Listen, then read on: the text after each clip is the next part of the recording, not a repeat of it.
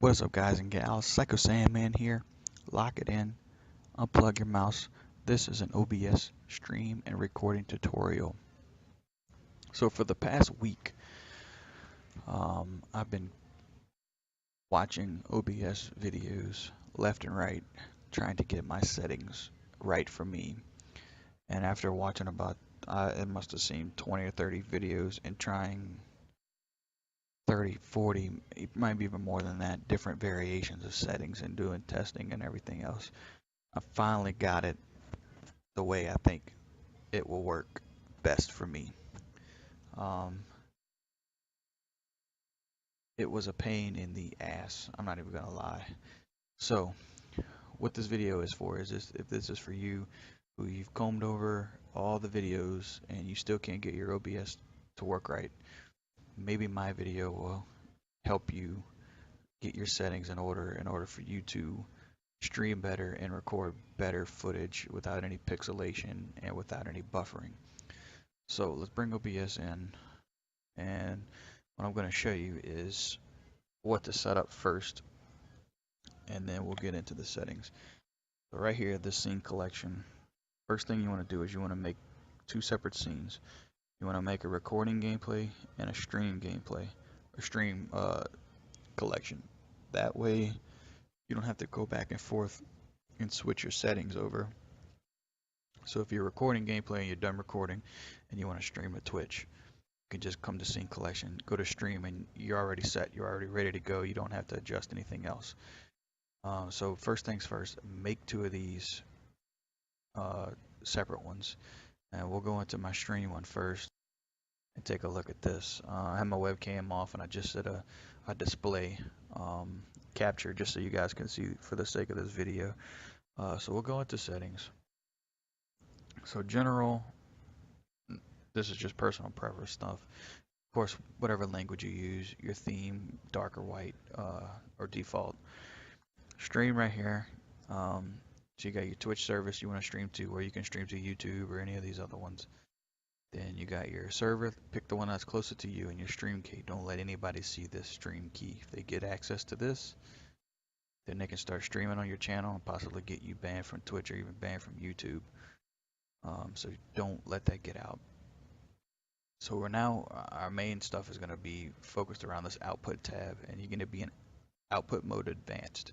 You need to be in advanced. This part is just for streaming only. So we're going to cover streaming, and then we're going to go to cover recording. So streaming, encoder is x264. N4 streaming server encoder settings. This by default was left blank.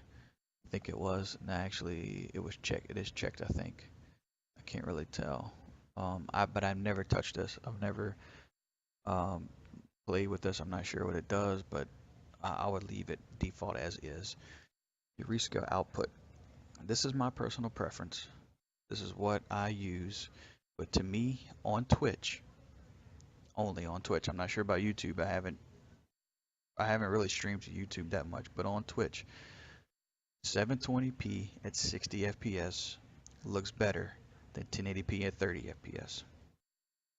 And the benefit of that is 720p at 60 FPS uses less bitrate than 1080p at 30 FPS because it's more pixels it has to render and send through the servers and everything else. So my sweet spot for my setup here is 720p at 60 FPS, and I'm running a Pascal Titan X graphics card. I'm running a i7 4770K CPU that's overclocked to 4.2 gigahertz at 32 gigabytes of RAM. And this works good for me. 1080 FPS at 1080p at 60 FPS. It's too much buffering. Way too much buffering. 1080p, 60 FPS, 30 FPS. It's just a little bit buffering. It's good, but every now and then I noticed I get a little lag of about 10 seconds.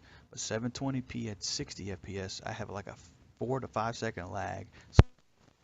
Sometimes it was even down to 3-second lag, and I have no buffering whatsoever. It's not my internet. I get 120 mega service, 120 megabytes a second, and so I've never had any lagging issues as far as my internet service provider on this side. So the sweet spot, and you may want to check it, 720 at 60 FPS, and I'll show you where to set your 60 FPS in a second. Your rate control, leave default as CBR. Bit rate, this is probably one of the most important settings you can have. 3500 is the Twitch sweet spot for your bit rate. You can try 4000. I've tried it. To me, it really didn't make a difference. So I just researched what Twitch recommends, and they recommended 3500. So that's what I set it at. Custom buffer, I don't even use that.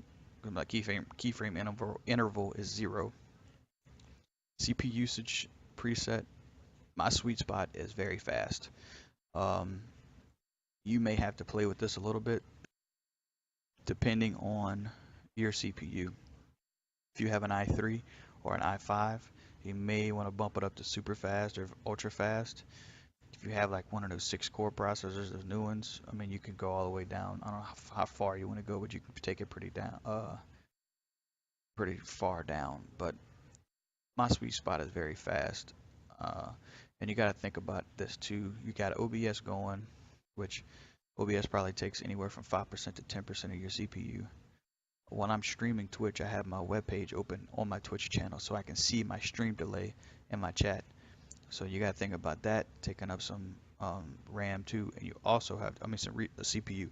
You also have to think about your game that you're playing. Depends on your game, if it's heavily CPU intensive or not. Like GTA 5 on my system for some reason is real GPU heavy or CPU heavy. Both actually, GPU and CPU heavy. Um, but like Witcher or even like Rust, take Rust, we stream a lot of Rust. That's not very CPU intensive. That's more GPU, and it's a really simple game, so it's not processing that much information. So it all depends on your game, but very fast is my sweet spot. You should be within somewhere around in here. Faster up to super fast. So, play with these a little bit. The main thing you want while you're streaming is you don't want any buffer, and you want your delay to be about 3 or 4 seconds. And you'll be golden after that. Profile, always keep your profile in main. Variable frame rate.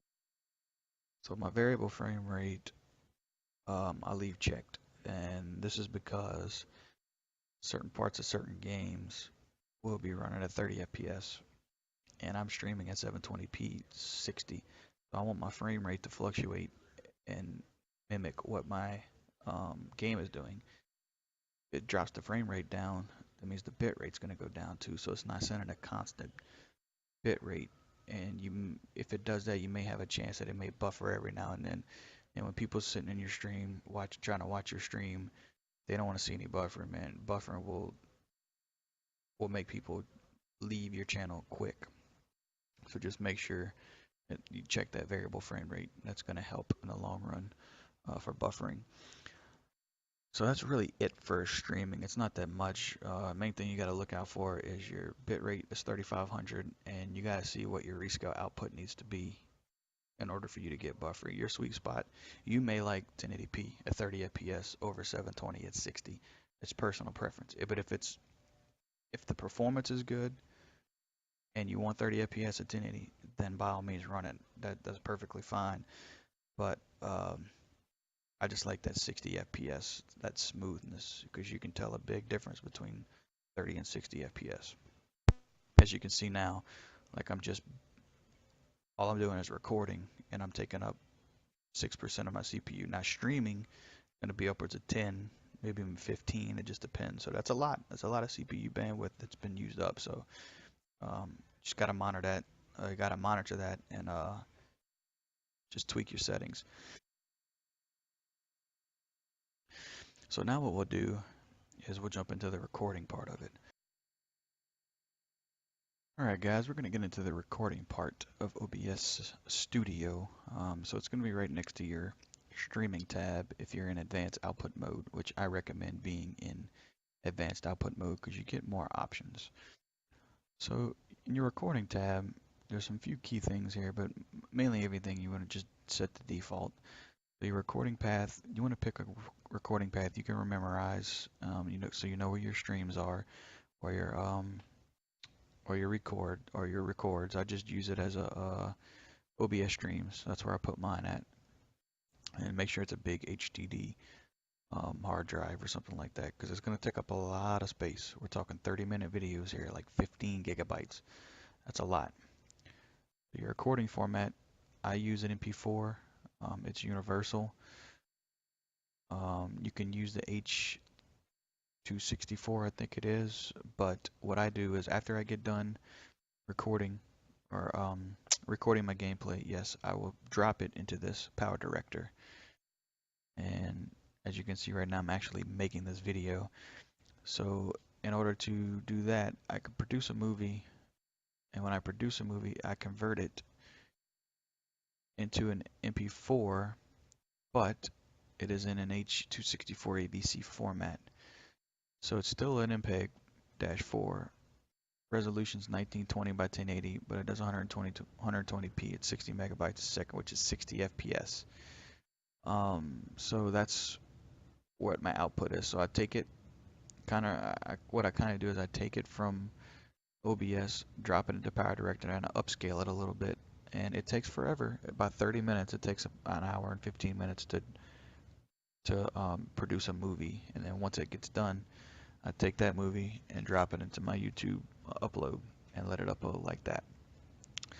So it depends on how you do your recording to YouTube. You may just record straight from OBS and drop it in because you just want to give them raw footage. Most of my videos I edit, so I'll put it into the Power Director, put a fade in, a fade out, put different things into it just to make it personal to me, but it's up to you. So your recording format is kind of what you want to do.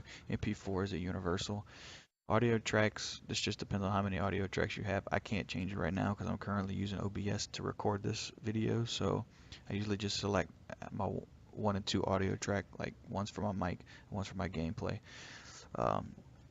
But it all depends on how many tracks you have. Your encoder, this is one of the most important things for recording besides your bitrate. This is where I was messing up at.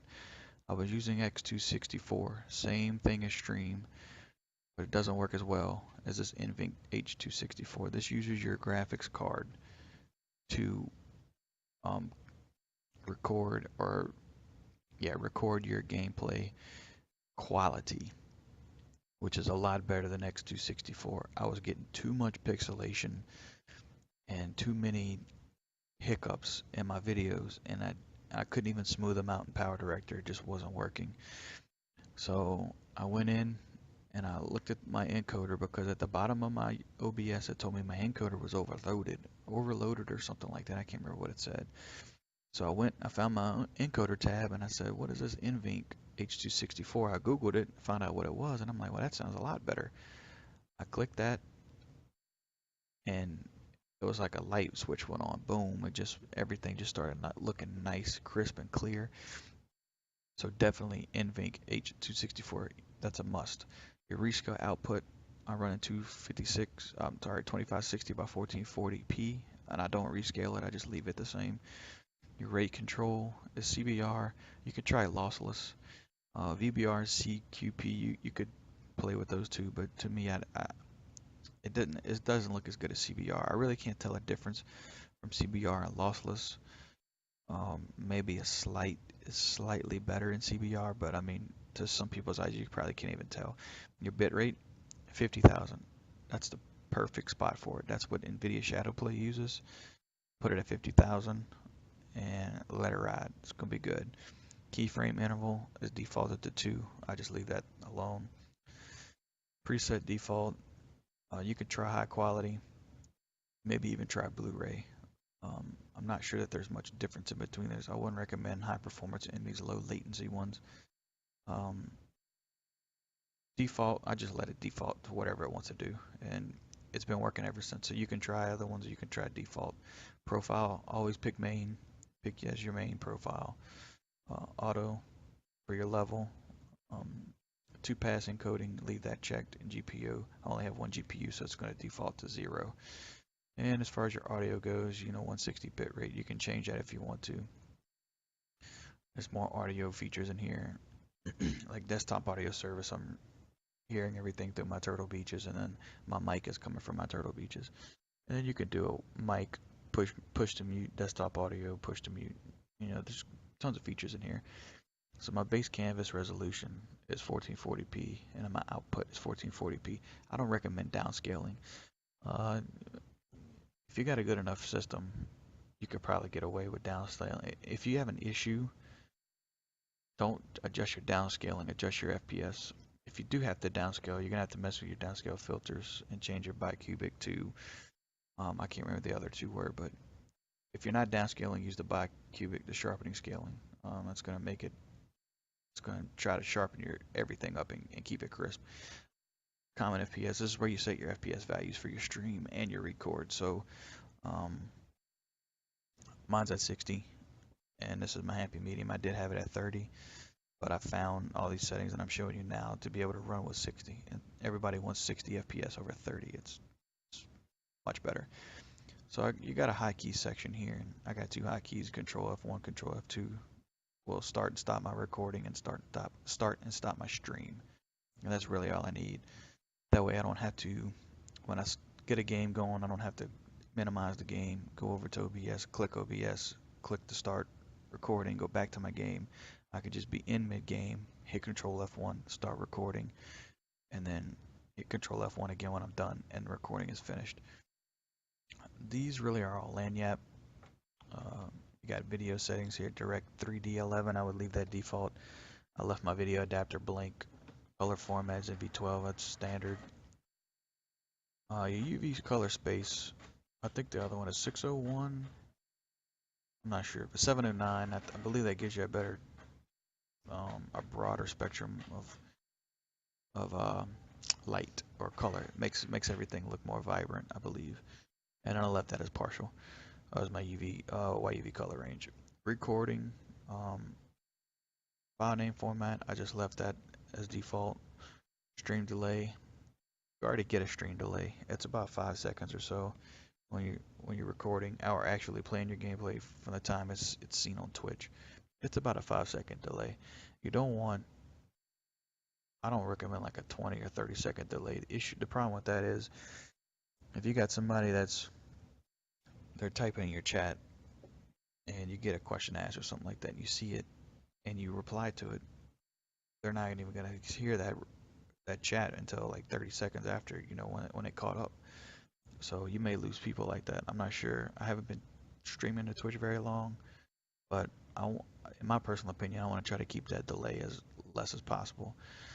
Automatic reconnect, that's good too. So if you lose connection or a server drops or something, it'll try to reconnect. Now you'll have a delay of 10 seconds or so. So there's about 10 seconds of gameplay that they won't get, but it's much better than trying to close the game and re-enable it yourself. But it pretty much covers everything in OBS Studio. If you are not running OBS Studio and running open broadcast software, I suggest that you get OBS Studio and use that. Much better features, much more cleaner, much more crisper, and it's updated. So it's really all I have on OBS. If you guys found this helpful, like I said, if I've combed over many videos on OBS Studio, and I've learned a lot, but none of those settings that I've tweaked actually got me to where I am right now. So I just wanted to bring this video to you guys' attention. That way, if y'all having the same issue I have, you can just stop here and it'll fix everything for you. So I appreciate you guys tuning in. If you found this video helpful, drop me a like, give me some comments down below. If there's anything I can change, maybe enhance it, I'll give it a try. Just give me your feedback, and as always, subscribe to my channel for more gameplay and videos like this. I am Psycho Sandman, and I will see you guys in the next one.